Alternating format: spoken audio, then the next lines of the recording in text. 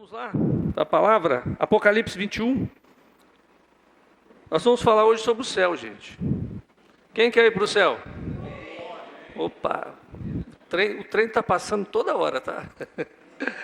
Toda hora o trem está passando e tem alguém subindo. E geralmente quem está subindo é quem não está esperando, né? E o trem está passando. Mas para nós, os cristãos, nós temos uma expectativa muito gloriosa.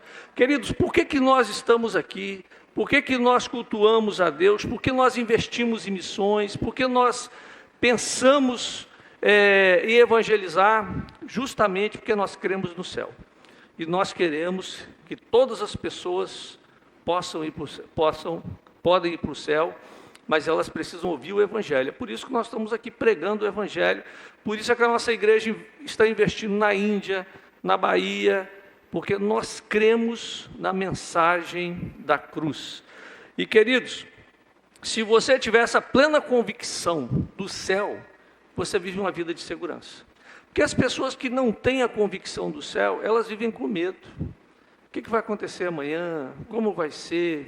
Geram expectativa em política, em pessoas, mas quem crê na realidade do céu, vive uma vida tranquila. Você tem que crer. Vamos lá o que a Bíblia diz sobre isso. Interessante que a Bíblia ela já tem todas as respostas. O final da história está aqui, né? Está todo mundo preocupado com 2026, com revoltas acontecendo pelo mundo, mas toda a história está aqui em Apocalipse. O final da história está em Apocalipse. João, ele começa dizendo assim, versículo 1 de Apocalipse 21. Então vi novos céus e nova terra, pois o primeiro céu e a primeira terra tinham passado, e o mar já não existia. Vi a cidade santa, a nova Jerusalém, que descia dos céus, da parte de Deus, preparada como uma noiva adornada para o seu marido. Ouvi uma forte voz que vinha do trono e dizia: agora o tabernáculo de Deus está com os homens, com os quais ele viverá. Eles serão os seus povos. O próprio Deus estará com eles e será o seu Deus. Ele enxugará dos seus olhos toda lágrima. Não haverá mais morte, nem tristeza, nem choro, nem dor, pois a antiga ordem já passou. Aquele que estava sentado ao trono disse: estou fazendo novas todas as coisas. E acrescentou: escreva isto, pois estas palavras são verdadeiras e dignas de confiança. Disse-me ainda: está feito. Eu sou o Alfa e o Ômega, o princípio e o fim. A quem tiver sede, darei de beber gratuitamente da fonte da água da vida. O vencedor herdará tudo isto, e eu serei o seu Deus, e ele será o meu filho. Mas os covardes, os incrédulos, os depravados, os assassinos, os que cometem imoralidade sexual, os que praticam feitiçaria, os idólatras e todos os mentirosos, o lugar deles será no lago de fogo que arde com enxofre. Esta é a segunda morte. Queridos, o céu não é um tema etéreo, não é para depois. É uma esperança que transforma o nosso presente. Refletir sobre o céu tem implicações profundas, né, para a nossa vida aqui e agora. Quando nós pensamos nos céus, nós temos segurança. Eu tenho a plena convicção para onde eu vou. Como eu disse aqui, há 4 anos atrás, o meu pai, ele teve a Covid e acabou sendo internado, e internação, entubaram ele, aí aconteceu um monte de coisa. E meu pai veio a óbito. E uma coisa assim que nós pedimos muito foi pela vida do meu pai. O meu pai estava com 76 anos, podia viver mais um tempo ainda, não tinha problema nenhum de saúde. Mas Deus levou meu pai. E pensa num conflito de fé e razão. Eu entrei num conflito. Por que Deus não me ouviu? Por que o meu pai morreu? E queridos, mesmo sendo pastor, mesmo conhecendo a palavra, mesmo participando de vários cultos fúnebres, quando bate na porta da nossa casa Isso balança. E aí Deus falou comigo de uma forma muito profunda. Uma das coisas que Deus falou é o seguinte: você não confia naquilo que você prega? É porque às vezes a gente fica pensando assim, mas será que o meu pai foi para o céu?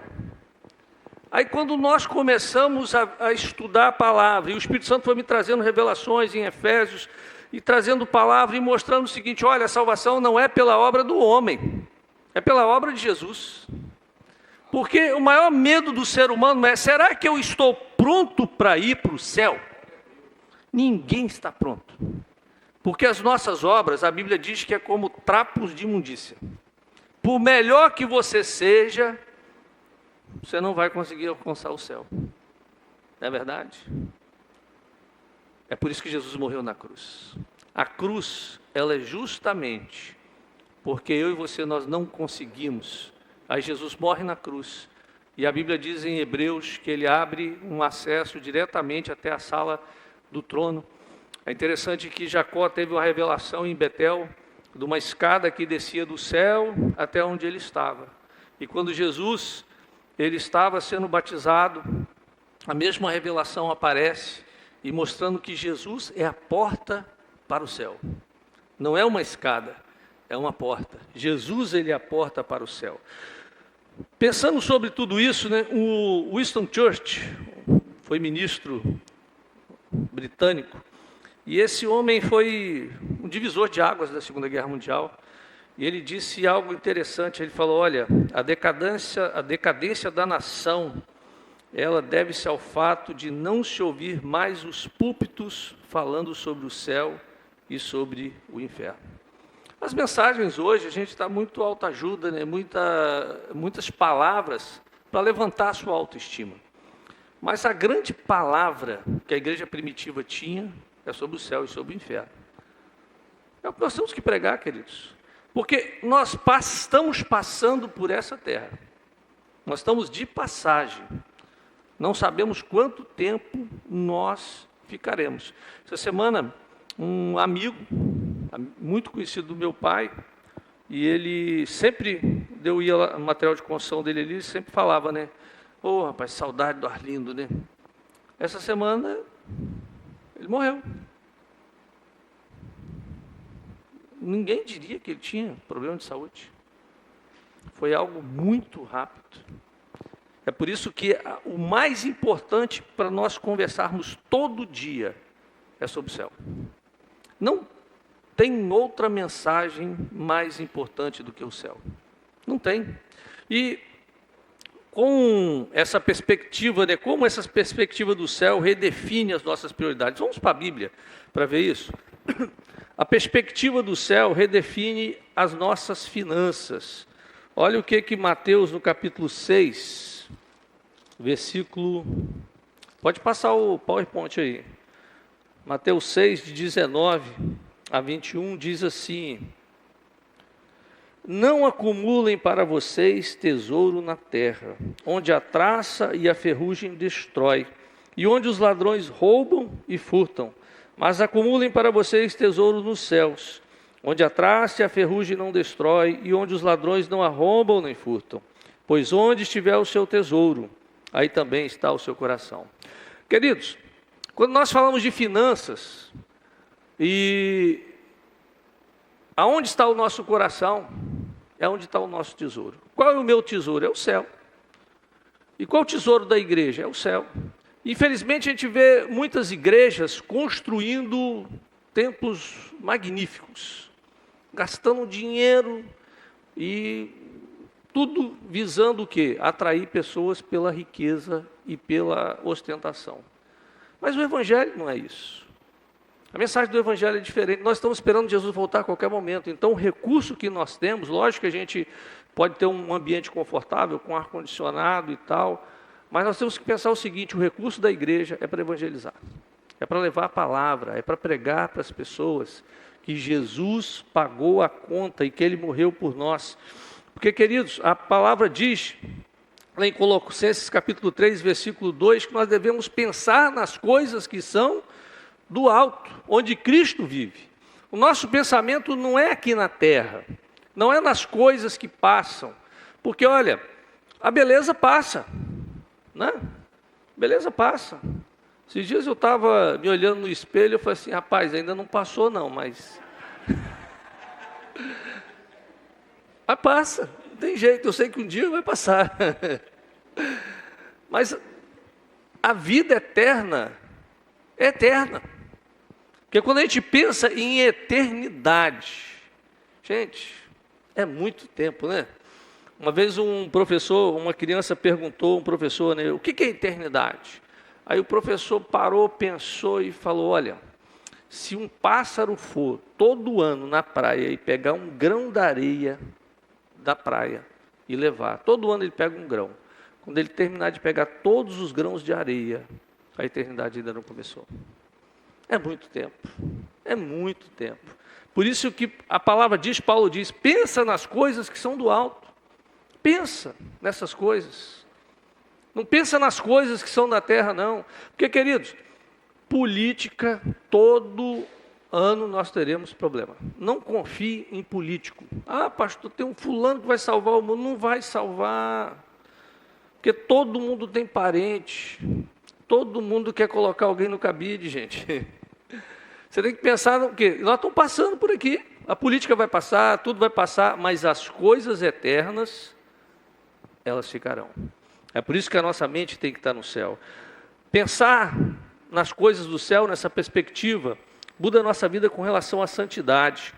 Em 1 João, no capítulo 3, versículo 3, a palavra diz assim, todo aquele que é nascido de Deus não pratica o pecado, porque a semente de Deus permanece nele, e ele não pode estar no pecado, porque é nascido de Deus.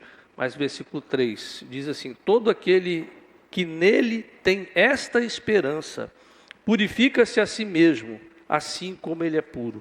Olha, quem tem a expectativa do céu, procura viver uma vida correta. Eu e minha esposa, a gente estava conversando, quando a gente estava vindo para cá, e a gente falando sobre vários casamentos, pessoas que estão tendo problema, dificuldade, e a gente falando sobre algumas esposas que não têm confiança no marido. Olha, dificuldade de confiar. E eu falando com a Vanusa, falei, Vanusa, o dia que eu casei, o meu maior temor não é você, é Deus. É por isso que eu sou fiel, porque eu sou fiel a Deus. A esposa vem depois, mas a minha fidelidade primeira está com Deus. Por quê, queridos? A nossa motivação tem que ser uma vida santa. Como o texto que nós lemos no início do culto, a nossa linguagem tem que mudar. A linguagem de um nascido de novo, daquele que é destinado aos céus. A cultura do reino que Jesus trouxe em Mateus 5, 6 e 7. Gente, o Sermão do Monte é perfeito. Jesus, ele traz a realidade do que é a cultura do céu. E a igreja tem que implementar a cultura do céu. O que é a cultura do céu? Amor, perdão, os frutos, o fruto do Espírito de mansidão, temperança, domínio próprio, longanimidade, paz, amor. É o que a igreja tem que exalar, é o que o mundo espera de nós e o que Jesus espera de nós. É o que ele espera de nós, é que a nossa vida realmente seja uma vida diferente, uma vida proba, onde tudo que nós fazemos e falamos, tudo nós somos medidos pela cultura do céu. Porque a cultura do céu é a nossa cultura. Sabe por quê? Porque aonde você vai passar a eternidade? É no céu. Então, tudo que diz respeito à cultura do céu, nós já temos que saber aqui e praticar aqui. Porque quando chegar no céu, aquele que roubava, roubo não entra no céu. Mentiroso não entra no céu. Não é verdade? Ladrão não entra, adúltero não entra. E às vezes a gente fica pensando o seguinte, não, pastor, Jesus é a porta, ele é a porta, mas para passar por ele, você tem que renunciar ao pecado, para que você possa passar por ele. A nossa mente tem que estar numa mente de santidade. A nossa perspectiva com relação ao sofrimento, Romanos 8, 18 diz assim, para mim tenho por certo que as aflições desse tempo presente não se podem ser comparadas com a glória que nos será revelada. Problema nós teremos, gente. Passaremos por aflição, passaremos por dificuldade. Olha, seja financeira, seja na saúde, seja no relacionamento, nós teremos dificuldade. Se você pensar o seguinte, vou ficar dentro de casa trancado, a dificuldade vai te alcançar lá. No mundo nós teremos aflições, a Bíblia diz, mas quando a aflição vem, a nossa expectativa é onde nós vamos morar. É diferente, gente. Quando vem as preocupações, quando vem os problemas, a nossa mente ela vai lá para o céu. Está aquele calor de 50 graus, aí a gente começa a pensar no céu. Lá está fresquinho, está bom demais, tem um rio da vida que desce. Aí muda. Agora, se você fica olhando o problema, você liga o jornal, já começa com tragédia e catástrofe. Tem tempo que eu não vejo jornal, mas vamos supor, você ligou lá a hora do Jornal Nacional, né, que é o mais assistido. Primeira notícia, boa noite, guerra no Irã, já mataram 1000 pessoas. Aí você, é assim, e as notícias mostram assim. Porque a notícia boa não vende, que vende a notícia ruim. Aí quando você fica olhando e vendo as coisas ao seu redor, você fica com medo. Agora, quando você começa a pensar que no céu, como Apocalipse diz, lá não vai ter mais dor, lá não vai ter mais lágrima. Quando você começa a lembrar do que o céu é, isso traz paz ao nosso coração.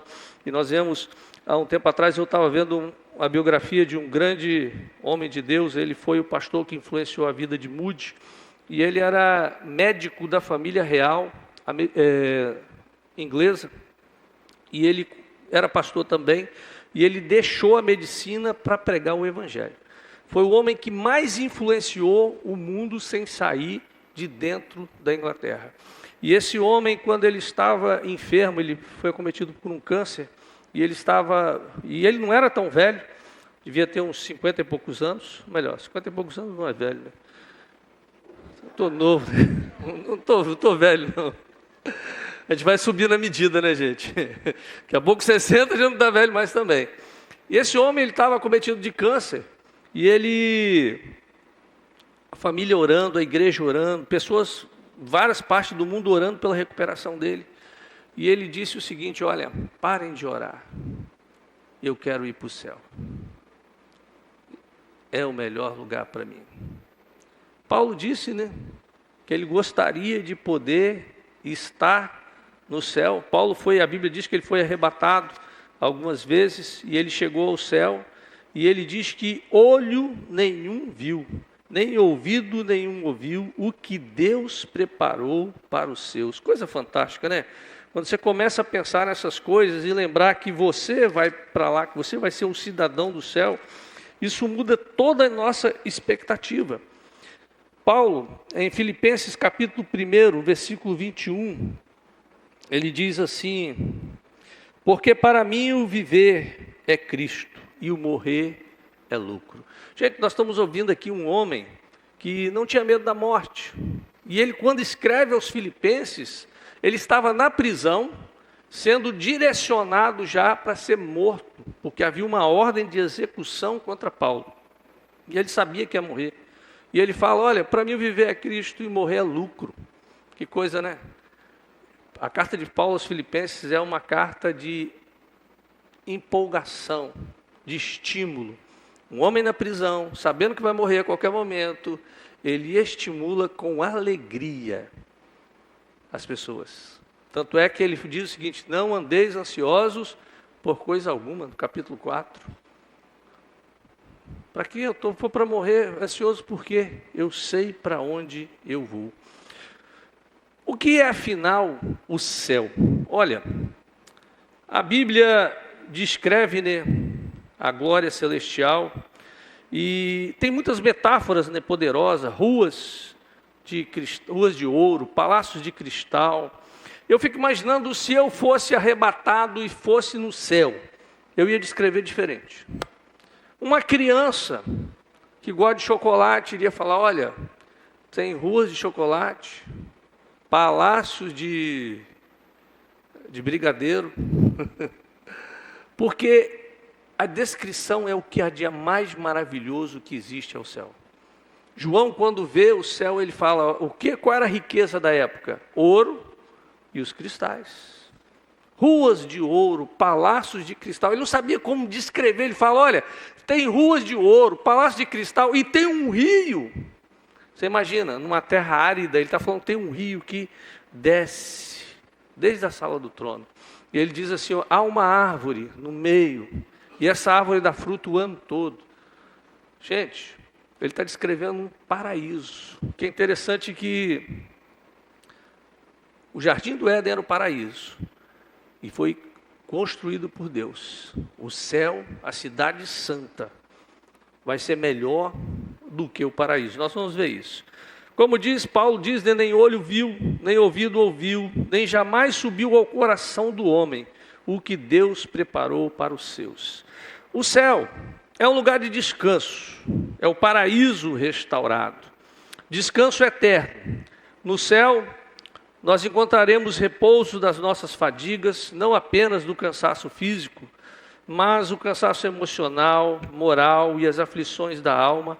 O céu é o sábado de Deus, que é Jesus. É o céu, é onde nós estaremos no descanso eterno. É o paraíso de Deus.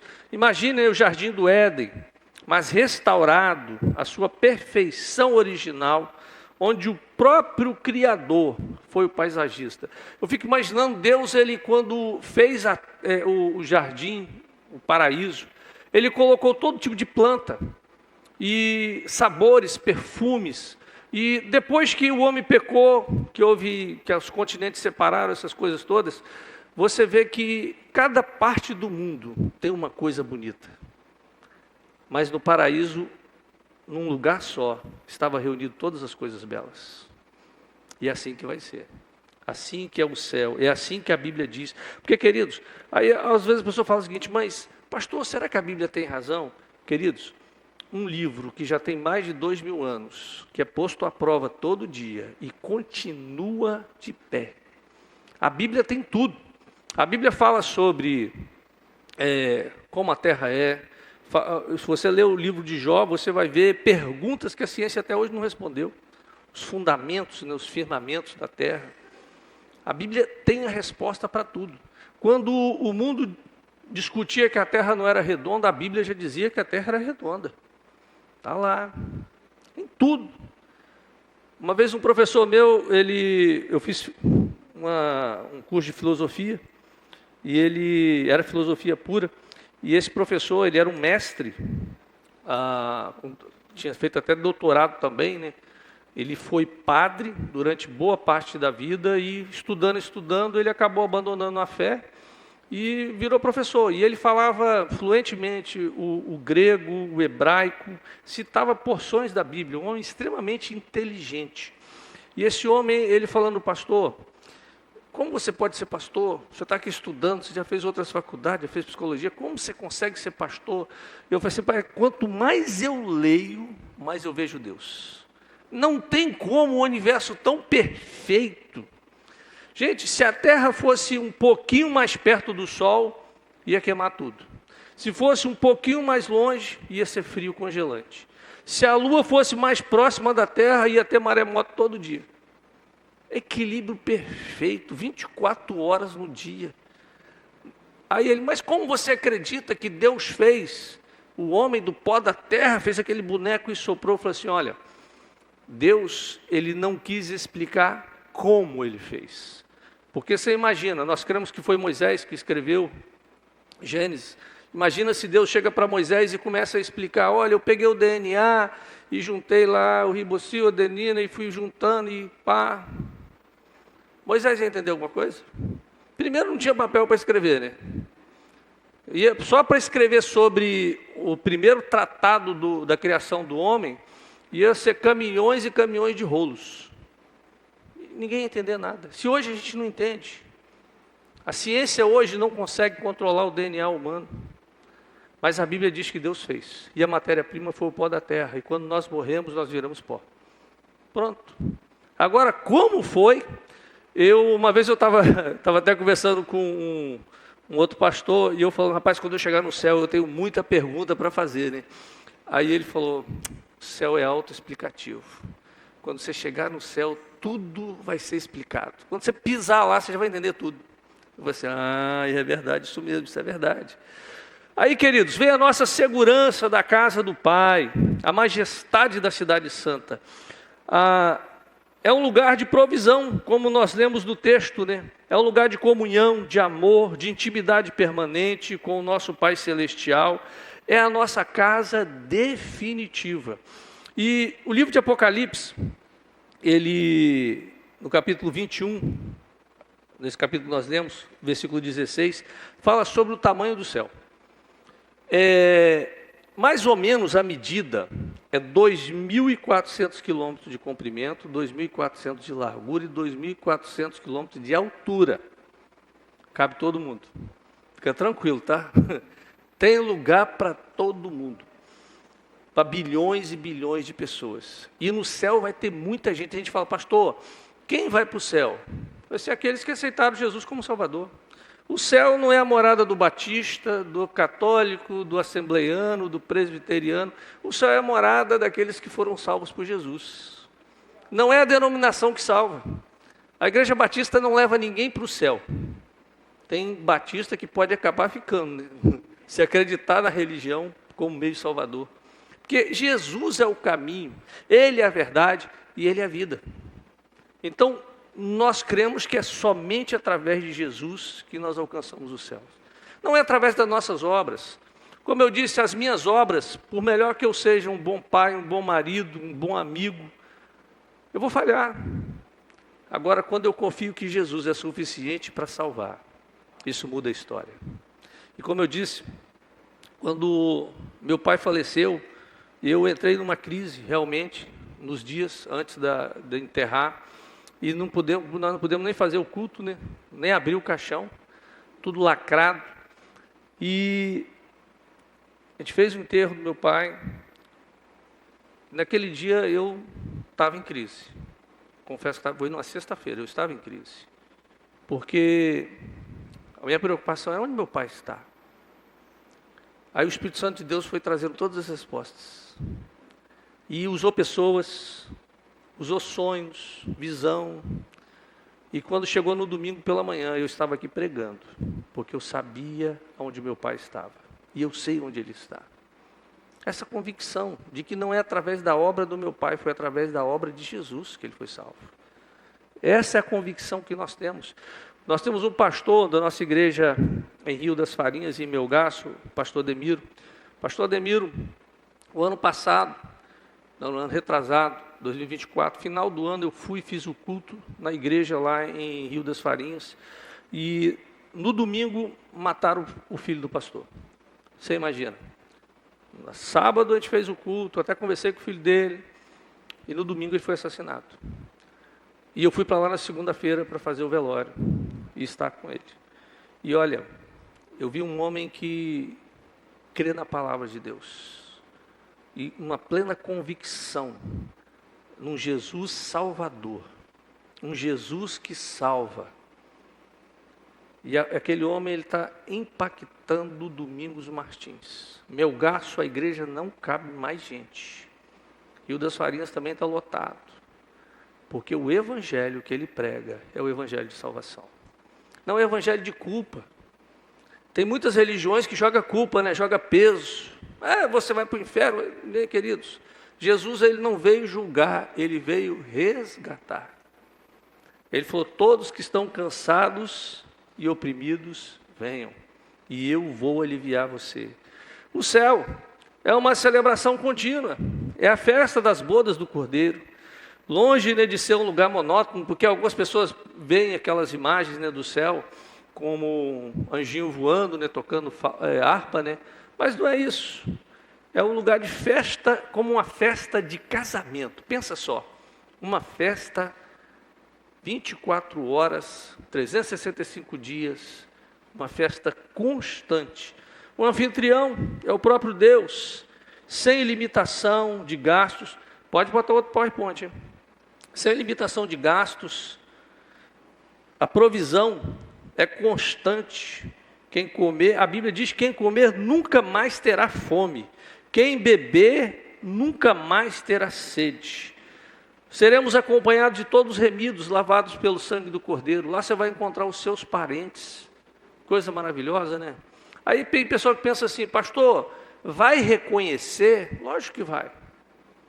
Não, nosso corpo será transformado, mas a nossa mente, nós vamos lembrar das pessoas. Nós vamos rever os nossos amigos. É uma celebração que nunca termina. No céu, todo dia é dia de celebração. Próximo slide. Onde as primeiras coisas passaram, né? O texto de Apocalipse diz que ele lhes enxugará dos olhos toda lágrima. No céu não haverá dor física, emocional ou moral. Já não haverá pranto ou tristeza. Já não haverá morte nem luto. Já não haverá separação. Ou seja, o céu é um lugar de paz perfeita. Apocalipse 21, 27 diz assim, nela nunca jamais penetrará coisa alguma contaminada, nem o que pratica abominação e mentira. No céu, você vai poder deixar a sua casa aberta, não vai ter ladrão, né? Não vai ter ladrão.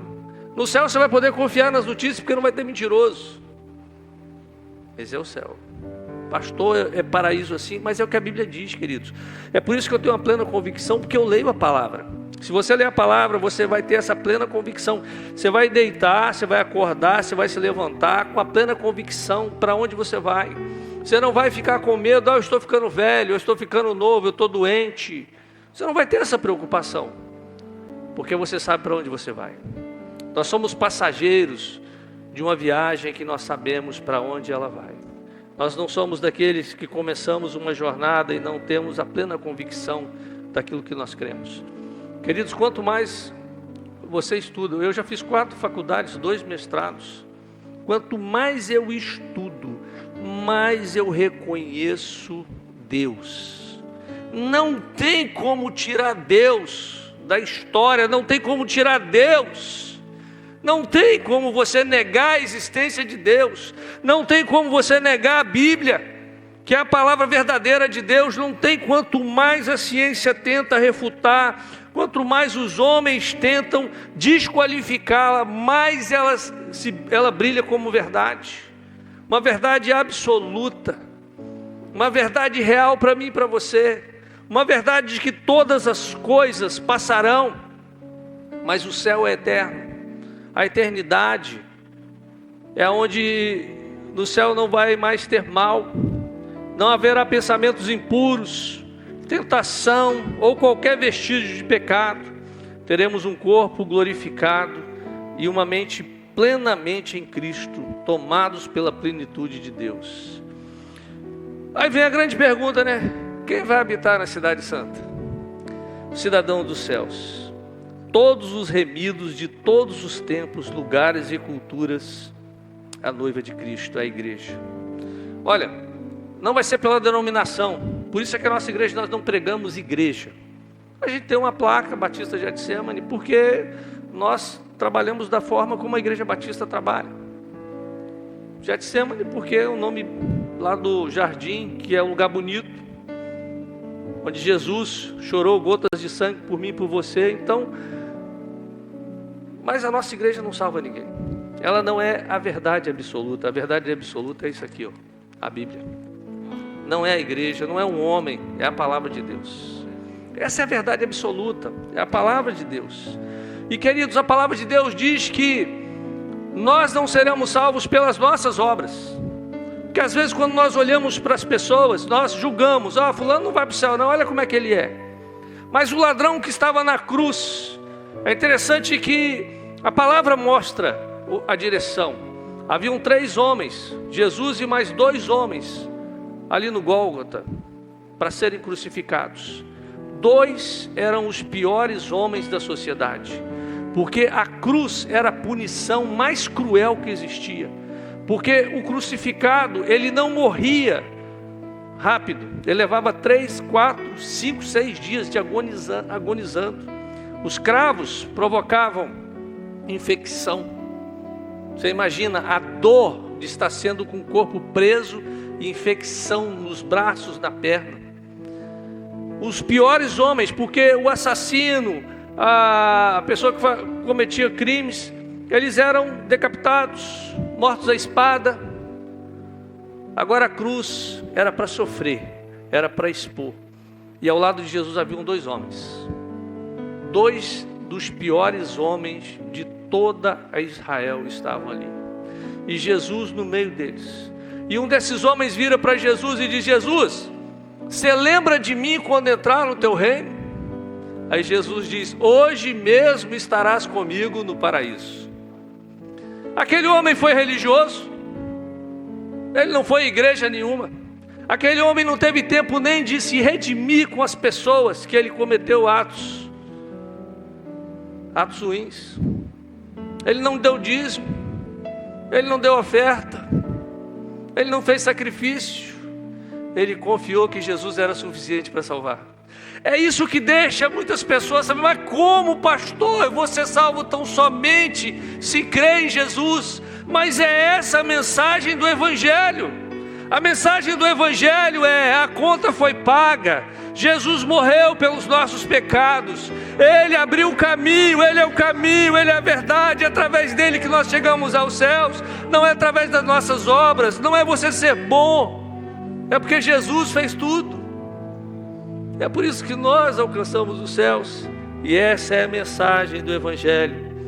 A Bíblia diz que alguns ficarão excluídos, são aqueles que permanecem nos seus pecados, que não confiaram em Jesus para perdoar os pecados. A Bíblia diz que fala dos covardes. Tem gente que fica relutando: mas eu vou entregar a vida para Jesus, vou receber Jesus como Salvador, quero fazer isso. Começa a filosofar muito. Olha, uma coisa que eu descobri: a maioria dos homens mestres que eu tive no secular, estudando, alguns se diziam ateus, mas quando você começava a conversar com esses homens, eu descobri homens que estavam decepcionados com a igreja, com religião. E esse professor de filosofia, um dia eu conversando sério com ele, ele falou: olha, Deus existe, mas Ele nos abandonou. Aí eu fui aprofundar, conversando, aí descobri uma decepção muito grande com Deus. Ele orou por a enfermidade de um parente, e um parente muito próximo. Esse parente não foi curado. Ele acreditava, ele tinha depositado a fé em Deus, a fé na igreja, em santos, em tantas coisas, e a pessoa não foi curada, morreu. E ali a fé dele caiu, porque ele pensou: Deus abandonou, Deus não me ouviu. E eu vou ser sincero, eu passei por isso. Por que Deus não me ouviu? Por quê? Aí quando a gente começa a ver o céu, é porque a Bíblia diz que Deus tem prazer na morte dos seus. Ele tem prazer, é o pai que está esperando o filho voltar. E quando o filho chega, aqui a gente está chorando, aqui a gente está em prantos, mas Deus está de braços abertos, Jesus de braços abertos, dizendo: vem, meu filho, vem, entra no teu gozo. É isso que nós cremos, é assim que nós pregamos. Então, queridos, os incrédulos, eles ficarão de fora justamente porque eles não confiam que Jesus é suficiente para salvar. Esse acesso à glória, como nós falamos, né, tudo já está feito. Não há nada que possamos fazer para completar a nossa salvação. O preço foi totalmente pago na cruz. A quem tem sede, darei de graça. Ou seja, é de graça para nós, mas custou tudo para Deus. Mas para nós é uma oferta gratuita. A salvação é um dom a ser recebido. Aí, queridos, a essência que define o céu, né? Apocalipse 21, 3 diz: eis o tabernáculo de Deus com os homens. Tabernáculo, morada. Deus habitará com eles. Eles serão povos de Deus, e Deus mesmo estará com eles. Olha, a maior glória do céu não são as ruas de ouro. A maior glória dos céus é a presença de Deus. Mas nós estaremos lá para glorificar a Deus, para a glória de Deus. Tudo é para a glória de Deus. Nosso propósito final é a glória de Deus. Nós estaremos lá glorificando o nosso Deus. O céu é exatamente isso, o lugar onde este propósito será plenamente realizado na eternidade. E vamos passar o PowerPoint aí, ó. Dormiu, Guilherme? Guilherme é o cara mais citado da igreja, é o Guilherme. Guilherme é uma joia, é um tesouro. Mas a grande pergunta, uma reflexão para nós, né? Você está preparado para o céu? Você tem a segurança de que se morrer hoje, o seu destino é a glória? Você tem essa convicção?